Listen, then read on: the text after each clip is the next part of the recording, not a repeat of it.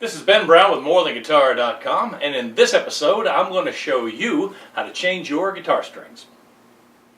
Basically, the job is just to loosen the strings, take them off, put new ones on, and tune them. But I'll show you a couple of tips and tricks that will make it easier and work better for you. We'll start with the acoustic guitar, and then later on I'll show you some problems that you'll run into with electric guitars. Let's get started. Before you start to change your strings, you'll need a couple of things. A clean, flat place to lay your guitar, proper size strings of course, a peg puller and string winder, wire cutters. Make sure they're tempered for steel, not for copper, otherwise you'll notch them. A tuner, optional, you're going to be tuning your guitar, but if you've got another method of tuning it, that's fine. And believe it or not, a trash can. Changing strings generates lots of small pieces of waste material. You want to pitch it while you work to keep it out of your way. This avoids scratching your guitar's finish and screaming in the middle of the night when you step barefoot on the sharp end of an old guitar string. I always change just one string at a time. This minimizes the change in tension on the guitar neck and keeps the guitar in tune. You use a string winder to loosen the low E string. You don't have to play it while you do this, but it'll let you know that you're turning the crank the right way, and frankly, I just like the sound. After the string is unwound from the post, work the end free from the post. Now if it gets stuck, you can use your wire cutters and needle nose pliers to just kind of gently work it loose. Down at the bridge end, we're going to use the notch and our string winder to pull the peg.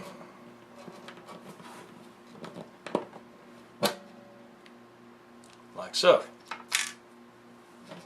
Now if your peg puller won't hook on, sometimes the pins get stuck too far down and it won't grab it, you can use your wire cutters or pliers to gently pull it out, but be warned, every time you do this brings you closer to the moment, the inevitable moment when you're going to scratch your guitar using the pliers.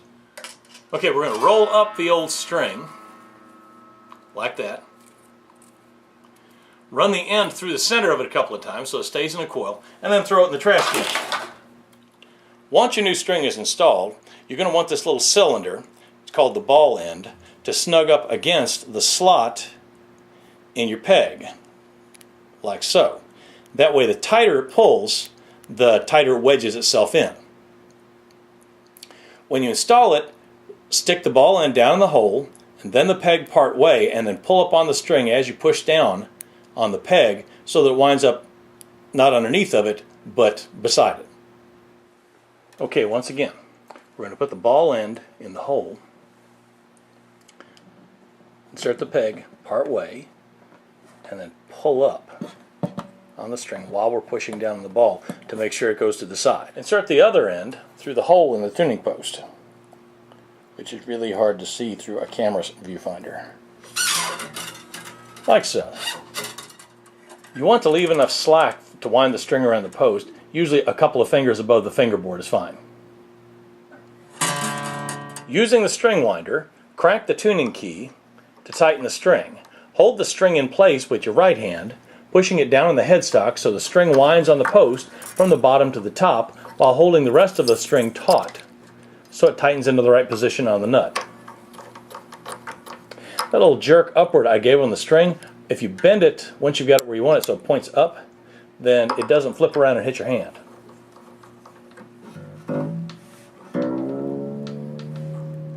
And we're going to play it a little bit while we put it on. See how the tuning's going? Now it didn't happen in this case, but especially with the E string, you want to watch the peg because it can hook onto the string and pull loose while you're tightening it, so sometimes you need to push it back down.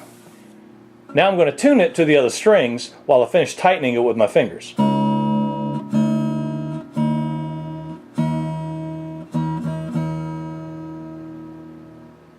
Tune the new string and then press down on it with your left hand and pull up gently with the index finger of your right while pushing down with the palm heel of the right. The idea is to stretch the string without pulling out on the neck. So you're going to pull it this way against both ends without pulling it away from the guitar. You don't want to pull it like a bow and arrow.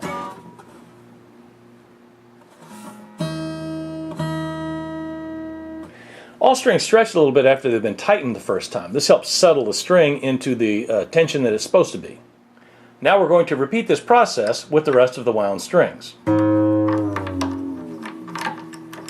let's do the miracle of time. We're up on the plain strings, but I'm going to show you one more trick. The highest strings tend to slip on the tuning post because they're slicker than the wound strings. To fix this, I'll show you how to tie a little knot. Push the the end of the string, through the hole, and pull it up to where you have the proper amount of slack. If your guitar has the usual headstock with 3 tuners on each side, the plain strings are going to wind clockwise. I want you to take the end of the string counterclockwise around the post and run it under the string.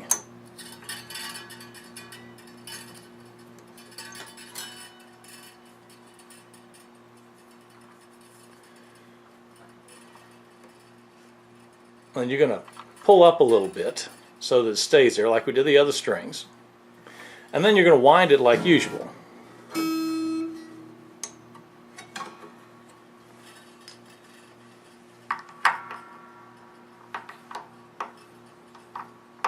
Now I've seen people tie half hitches, run the string through the post twice, all kinds of things.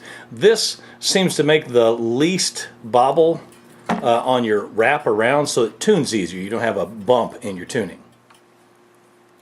Now I know the plain strings are very small and hard to see on video, so I'm going to show you the knot with something a little bit bigger. There's a cardboard tube with a hole in it for my tuning post and a length of paracord for the string. Literally 1,001 household uses, folks. So we're going to take the string through the post. We're going to take the loose end. Now we're going to wrap it clockwise, like so. So we're going to take the loose end of the string, bring it around under the other end, and pull it up. That way when we wrap it, the end is held in place by the rest of the string with this very simple knot. And the last thing we're going to do is give it its little haircut. Now, would you like just a little off the top? Oh, close up on the sides, you say. You do want to cut them pretty close to the post because there will be sharp ends on these that can poke you if you're not careful. Now you don't want to cut it too close, especially on the wound strings, or else it could slip back through. But almost right up against the post. And make sure you pick up the ends and throw them away because they can get wound up in the carpet and all kinds of stuff.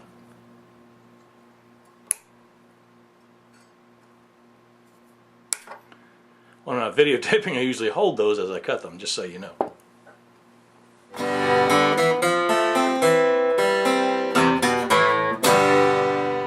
Now, this might seem overly complex, but after doing it a few times, it'll make sense and you'll wonder why you ever had any trouble changing strings to begin with. This is Ben Brown with MoreThanGuitar.com, and this has been how to change your strings on an acoustic. Watch for later videos in which we'll address the problems with electric guitars. And thank you for watching.